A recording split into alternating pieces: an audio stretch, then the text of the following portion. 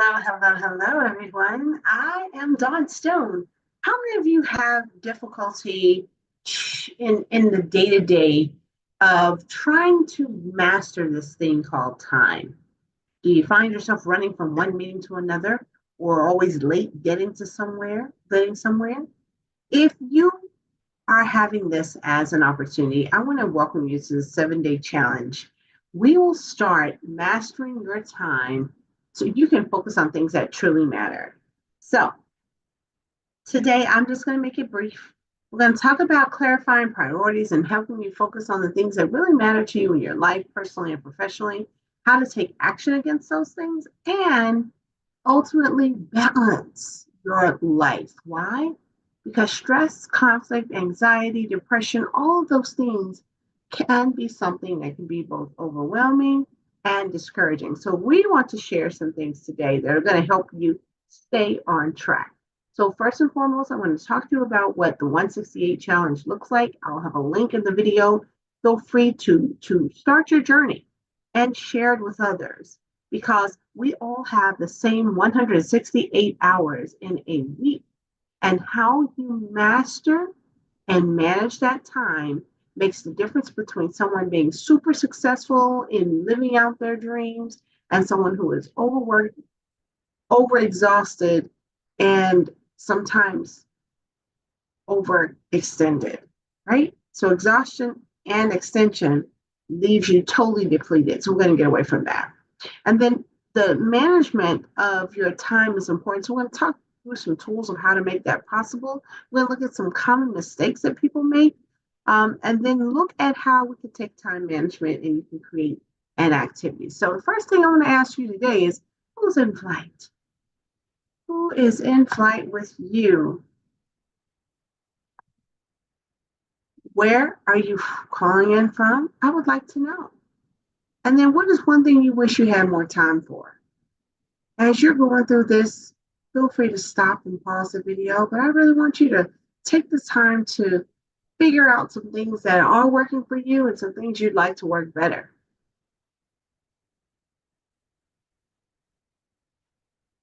Now, what's the importance of time management? Time matters because it helps us improve productivity. It helps us create and set boundaries that are healthy for us and others. It also helps you reduce stress and burnout. And when that happens and all the people have each other's time and boundaries intact, it leads to a more collaborative and supportive workplace, which means your productivity goes up and so does your efficiencies. And all the negative chatter and things go down. So, what is the impact on confidence and productivity? They are aligned. So, when you have good time management and you have skills, tools, and things that are aligned with you and your work, you feel better because you now understand how to truly take control of your life. So, here are some common time management challenges that people face. Sometimes we have the yes people. Are you a yes person? Do you always tell people, yes, I can do it? Sure, let me see if I can make some time for that. All of that leads to what we call burnout, right? So we want to tell you this one important thing today. And if you don't walk away with anything else, please walk away with this. No is a complete sentence. Use it because it helps you determine what's important and what the urgency looks like for you. Just because someone's bringing you their big boulder doesn't mean you have to shoulder it. All right? The second challenge with time management is a lack of prioritization. I'm going to talk about a matrix that can be used to help you prioritize tasks. And it's going to break it down into four quadrants. Literally, there are things that are on your list of to dos that you know you must do. And there are things that are on your list that you can not do and even sometimes get rid of or eliminate. So that will help you with your prioritization. The third challenge that we see with time management is distractions and interruptions. You know, life will life and people will be people, but what you can do is learn how to use block times. So, say from 8 to 10, you may check email, return calls, and set your day, not taking the outside distractions into consideration because you know it could delay you. So, when you think about the distractions and interruptions in your life, I want you to make a list of what those major ones are. And then work intentionally over the next 7 days to eliminate them, or if not eliminate them, decrease them. The fourth challenge with time management involves inefficient meetings. Sometimes people will meet to have a meeting, and family is not exempt. They'll call everyone to the room, they'll FaceTime, WhatsApp everyone. It's like, oh, I just want to show you I have a brand new cat.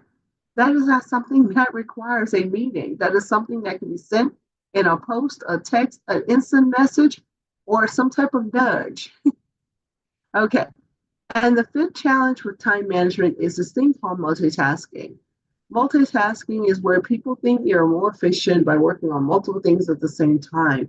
However, that leads to number one, that overcommitment, that burnout, and a lot of anxiety and undue stress. Why?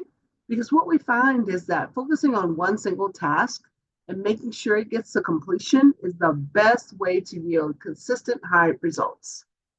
So let me talk to you about these two techniques I just mentioned. One is called the Pomodoro technique, and the other is called the Eisenhower matrix.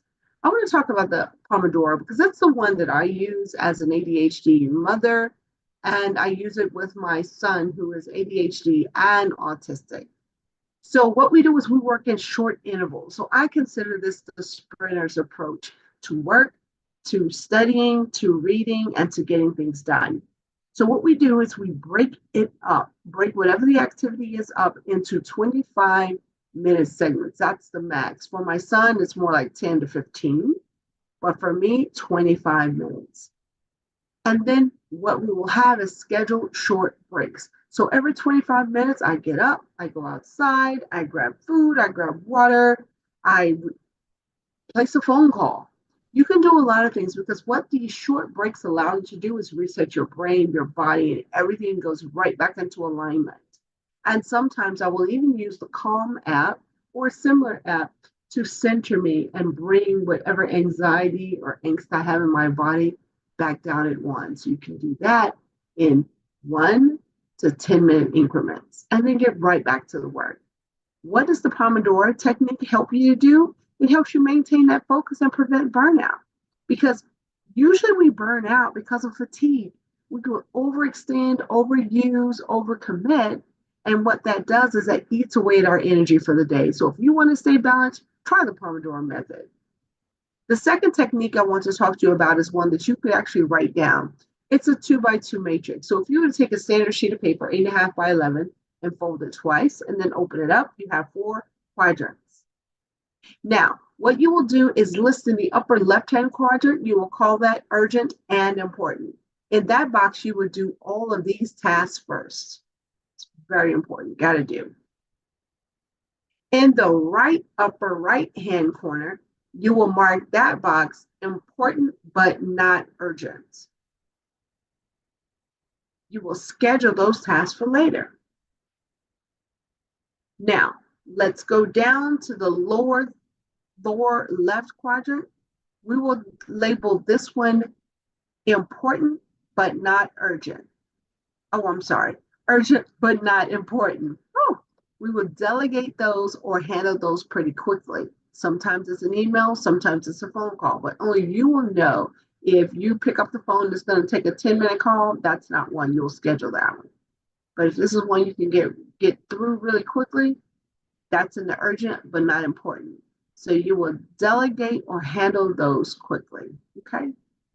And then the lower right quadrant is the not urgent and not important. So those are things you're going to eliminate or save for later. So scrolling through social media to see some recipes from your favorite chef, that definitely goes in that bucket. And the benefit of doing this, it helps you prioritize the tasks based on their true level of importance, not perceived value, or maybe what we will call low-hanging fruit. 2 other techniques I want to share with you. Time blocking. You may have heard me say it earlier. Time blocking really is breaking your day up into specific blocks of time. So for me, I use the Pomodoro method. So my blocks will consist of multiple 25-minute blocks, and I will schedule those throughout the entire day.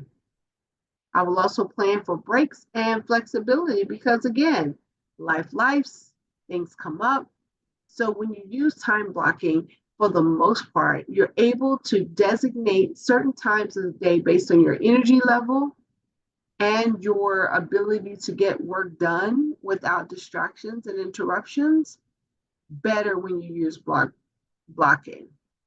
Because what it does, it encourages you to have structured work periods and prevents overscheduling.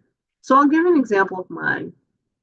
My block schedule consists of this. My workouts are during the morning, and I have them on my calendar as scheduled. So there is a block where I can work out before I take the kids to school or after, right? But that block is already on my calendar.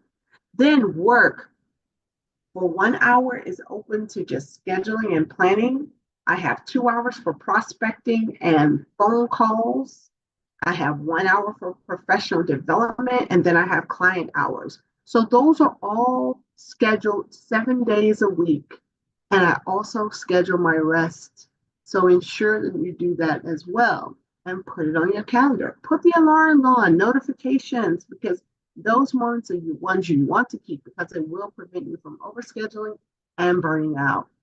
Now, the last time management technique and tool I'd like to share with you is what we call the 2-minute rule.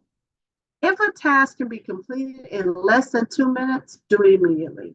So that's going back to that Pomodoro method. I'm sorry. No, it goes back to the Eisenhower metrics.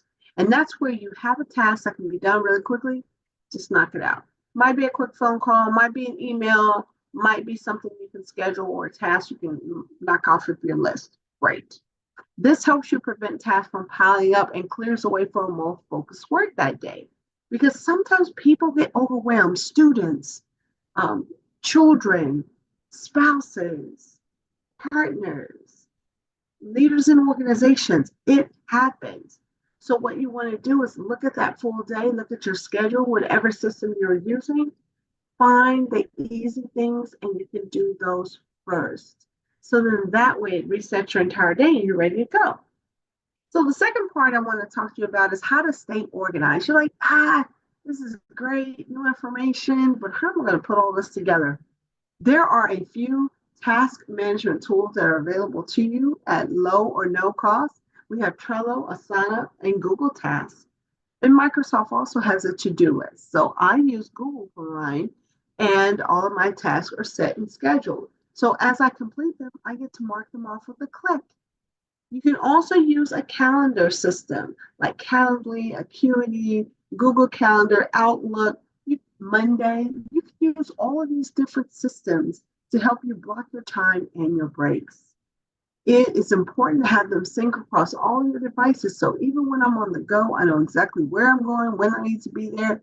And I want to tell you this, bake in travel time for every event outside of your home office. Okay, and your office in general. Why? Because if I have to be across town at 5:30 tonight, which I do, for an event, I have to leave my house at 4 o'clock because of peak traffic. So, benefits, keep all your commitments in one place. It's easy to update and share with colleagues and family when everything is organized in a digital format. So another way that we want to do this, say we want to stay organized from an email management standpoint. Some of those same tasks are here, those same tools, task management tools are here. And on your email, use folders and filter them to keep your inbox organized. And I like to do this. I set a threshold. There's so many days I can go before the email has to be cleaned out, the box has to be cleaned out. I'm at that point now. So what I will do is get my team and actually have them go and scrub and clean all the promotional emails out, all the emails that are subscriptions that I have, and then just work with the true priorities in the inbox so then I can schedule them and continue work as possible. So benefits of this, it helps you reduce the feeling of email overload and keeps the communication organized. The worst thing you have is a client requesting services buried somewhere in your inbox, because you have to maintain the ability to be easy to work with and to be accessible. especially when it comes to your business and your work at your office as well. So here's an activity I like to ask you to do, and you can pause the video here if you'd like. I'd like for you to use your time now. We've got 10 minutes to prioritize your day. I want you to create 3 personal and professional priorities each. So that's a total of 6 max. What I want you to also do is come up with 3 non-negotiables. So these are things that you will not budge on in a workplace, no matter what, or you will not budge on in a relationship, no matter what. So I'll give you an example. If someone likes to hang out with their friends every Friday night and this is your partner, you may say, hey, a non-negotiable is I go with you or you don't go at all. Okay. And then you want to rate your self-care on a scale of 1 to 5, with 1 being low and 5 being high. So take 10 minutes to do that now, and you can pause this recording.